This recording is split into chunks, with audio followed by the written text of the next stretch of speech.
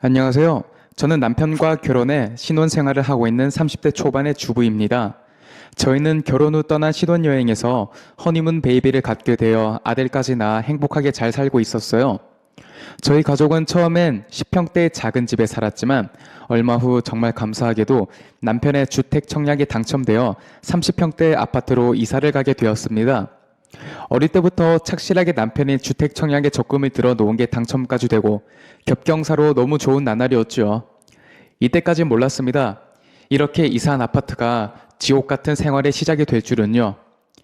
이사하고 일주일 정도 지나자 우리 집 윗집으로 새로운 집이 이사를 오더라고요. 근데 그날부터 윗집에서 쿵쿵대고 드르륵 드르륵 하는 소리가 들리기 시작하는 겁니다. 저는 이사하고 짐을 정리하느라 소음이 나는 거겠지라고 생각을 하며 한 달 정도는 그냥 참고 지나갔어요. 근데 그 이후에도 소음이 계속 들리는 거예요. 낮이며 밤이며 상관없이 아무 때나 소음이 들립니다. 제 아들은 생후 8개월로 아직 갓난아기인데요. 그래서 잠을 재우는 게 여간 어려운 일이 아닙니다.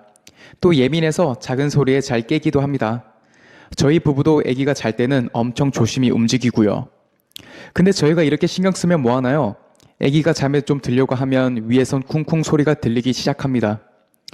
남편을 출근시키고 겨우 집안일을 끝낸 후 아기를 재웠는데 이 모든 게 헛수고가 됩니다. 잠들었던 아들이 깨고 다시 재우기까지 생고생을 합니다. 그리고 잘 때가 되면 무슨 쇠구슬을 튕기는 듯한 콩콩콩 하는 소리가 들려요. 이런 소음 때문에 저도 밤에 잠을 제대로 못 잡니다.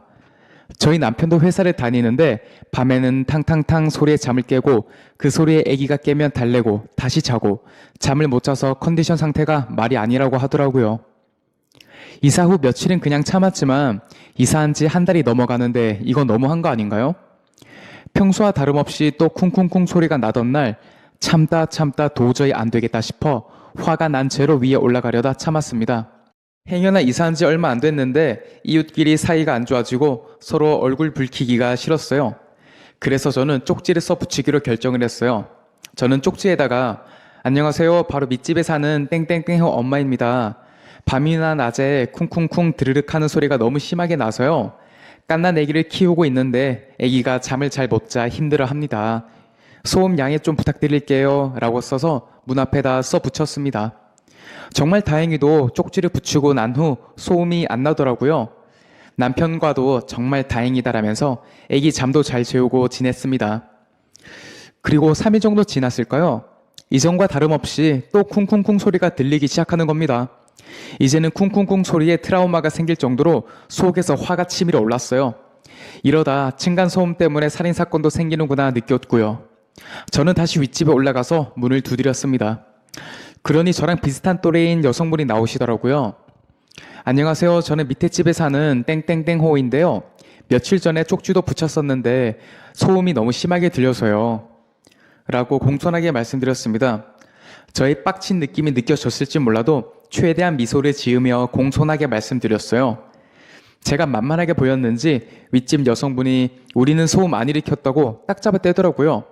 너무 당당하게 아니라고 하길래 조금 당황했습니다. 이어서 그 여자는 왜 우리 집이라고 의심하냐고 우리도 소음 때문에 스트레스 받고 있다라면서 다른 집을 찾아보라고 싸가지 없이 얘기하는 거예요. 그 여자가 하는 말을 듣고 저는 아 그래 다른 집일 수도 있지 하고 알겠다며 내려왔습니다. 집에 내려와서 잠에서 깬 아기를 다시 어르고 달래 겨우 재웠어요. 그런데 또다시 쿵쿵쿵 하는 소리가 들렸습니다. 순간 화가 주체가 안 돼서 윗집으로 바로 올라갔어요.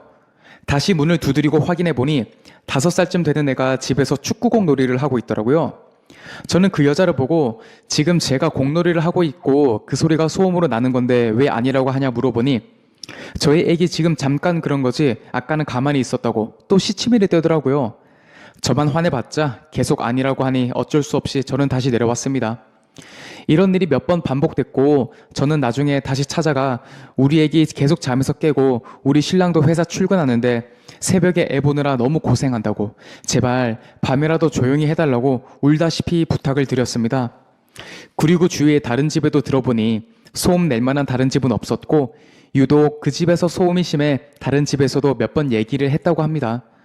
저는 이 층간 소음이 쉽게 끝날 사항이 아니란 걸 깨달았어요. 저는 그 이후 복수를 다짐했습니다. 눈에는 눈, 이에는 이라고 했나요? 저는 마대 걸레를 사서 천장을 쿵쿵 치기 시작했습니다. 제 스스로 비도덕적이고 성숙하지 못한 사람이라고도 느껴졌지만 저와 신랑, 아기가 받았을 고통을 생각하며 마음을 다잡았어요. 며칠 동안 밤이며 낮이며 시간이 날 때마다 마대 걸레로 퉁퉁 쳤습니다. 윗집은 며칠 조용히 하더니 복수를 하듯이 더 크게 쿵쿵쿵 소리를 내더라고요. 속에서 천불이 났습니다. 이왕 시작한 거 제대로 복수해보자 싶었어요.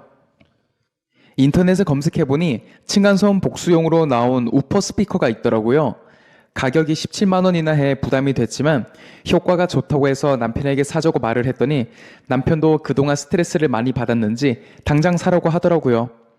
일주일 정도 마대 걸레로 소심하게 복수를 했지만 우퍼 스피커가 도착하고 나서 본격적으로 복수를 계획했습니다. 점심과 저녁도 잠깐 동안만 아들의 친정 엄마에게 맡겨놓고 집으로 돌아왔습니다. 거실에 우퍼 스피커를 설치하고 헤비메탈 락을 쫙 다운받아 틀었어요. 그리고 플레이 버튼을 누르니 신기하게 저희 집은 조용한 음악 정도로 들리는데 천장이 웅웅 하고 울리더라고요. 그 이후에도 윗집에서 쿵쿵쿵 드르륵 소리가 났습니다. 저는 신경 쓰지 않고 심심할 때마다 우퍼 스피커를 켜고 헤비메탈을 틀었어요. 며칠 지나지 않아 반응이 왔습니다. 윗집 여자가 저희 집에 찾아오더라고요. 바닥에서 뭐가 울리면서 음악 소리가 나는데 집에 뭐 설치하셨냐고 하길래 그 여자가 했던 거랑 똑같이 아니요, 집에 아무것도 없는데요? 라고 딱 잡아 뗐습니다. 어차피 현관에서 거실이 바로 보이는 집 구조가 아니라서 괜찮았어요. 그 여자가 올라가자마자 저는 다시 우퍼 스피커를 틀었습니다. 그러자 한 3일에 한 번씩 여자가 찾아온 것 같아요. 밑에서 시끄러운 음악이 들리는데 저희 집에서 튼 거 아니냐면서요. 너무 웃겨 웃음을 참느라 혼났지만 혼신의 연기로 아니라고 딱 잡아 뗐습니다. 그 여자가 의아해하면서 뒤돌아가는 모습이 얼마나 통쾌하던지요. 그 후에도 저는 계속해서 우퍼 스피커를 틀고 마대 걸레로 쿵쿵쿵 쳤습니다. 그렇게 한 2주일이 지났을까요? 여자가 다시 내려오더니 죄송하다고 이제 시끄러운 소리 좀 그만하게 해라면서 말하더라고요. 근데 말하는 태도가 싸가지가 없었어요. 복수를 더 할까 아니면 용서해 줄까 마음의 갈등이 조금 생겼어요.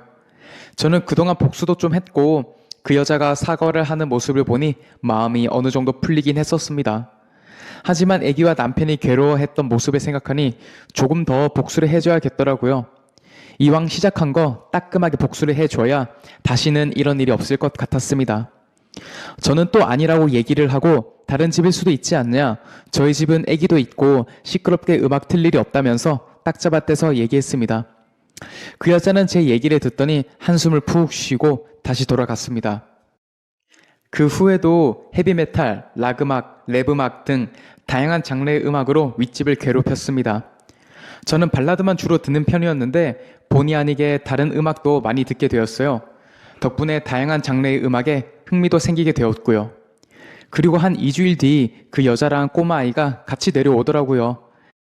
그 여자는 다시 한번 죄송하다, 앞으로 드르륵 하는 소리, 화장실에서 콩콩콩 하는 소리, 아이가 공 가지고 노는 소리 안 나도록 주의하겠다라고 말했습니다. 그리고 그 꼬마아이도 아줌마 죄송하다면서 앞으로 공놀이는 바깥에 운동장에서 하겠다고 사과를 하는 겁니다. 아이까지 데리고 와서 사과를 하는 것을 보니 이 여자가 진심으로 자기 잘못을 뉘우쳤구나라고 생각이 들었어요. 저는 그제야 이 여자를 용서해 줘야겠다고 느꼈습니다. 그러게 왜 사람이 좋게 말할 때 사람을 얕잡아 보고 호구로 보냐 하니 정말 죄송하다면서 입장 바꿔 생각하지를 못했다라고 머리를 조아리더라고요. 저한테 연신 죄송하다고 하니 기분이 엄청 통쾌했습니다. 저는 서로 앞으로 얼굴 붉힐 일 없었으면 좋겠다라고 잘 얘기하고 마무리를 했습니다. 그러고 나니 더 이상 절 괴롭히던 소음은 들리지 않았어요. 요즘은 세상이 악해서 약한 모습만 보여주면 호구로 보는 것 같긴 해요. 그동안 층간소음 때문에 엄청 스트레스를 받았지만 잘 해결됐고 지금은 남편과 아기와 행복하게 잘 지내고 있습니다. 가끔 엘리베이터에서 윗집 여자와 꼬마아이를 만나면 반갑게 인사도 합니다. 긴 얘기 들어주셔 감사합니다. 오늘은 층간소음 스트레스에 관한 이야기를 해봤는데요. 요즘 정말 조심해야 될 문제인 것 같아요. 그럼 구독과 좋아요, 알람 설정도 부탁드리며 오늘의 사연 마치도록 하겠습니다.